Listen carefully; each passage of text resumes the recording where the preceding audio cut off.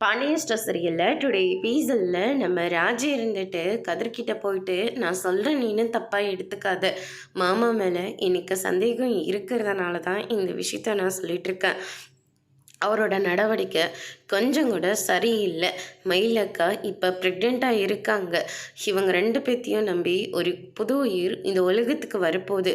அப்படிப்பட்டவங்களை விட்டுட்டு வேறு ஒரு பொண்ணுக்கு உங்கள் அண்ணன் வாக்கு கொடுத்துட்ருக்காரு. இதெல்லாம் கொஞ்சம் கூட சரியில்லை. சரவணன் மாமாவா இப்படியெல்லாம் பண்ணுறாருன்னு எனக்கே ரொம்ப அதிர்ச்சியாக தாங்க இருக்குது அப்படின்ற மாதிரி சொல்லிகிட்டு இருக்காங்க.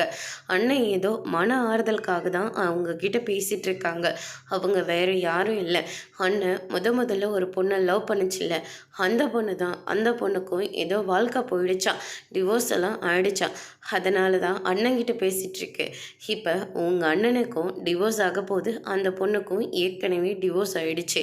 இவங்க 2 பேரும் ஒன்றா சேர மாட்டாங்கன்னு என்னங்க நிச்சயம்? இங்கே பாருங்கள், அவரோட நடவடிக்கை சரியில்லை, அவ்வளோதான் நான் சொல்லுவேன் அப்படின்னு சொல்லிட்டு நம்ம ராஜி சொல்லிக்கிட்டு இருக்காங்க. கதிர் எல்லாத்தையும் யோசிச்சு பார்க்குறாங்க. அதுக்கு அடுத்ததான் பார்த்திங்கன்னா நம்ம கோமதி இருந்துட்டு மீனா கிட்ட சொல்லி அவள் வேலைக்கு எது போகிறா, வீட்டில் இருக்க சொல்லு அப்படின்ற மாதிரி சொல்லிடுறாங்க.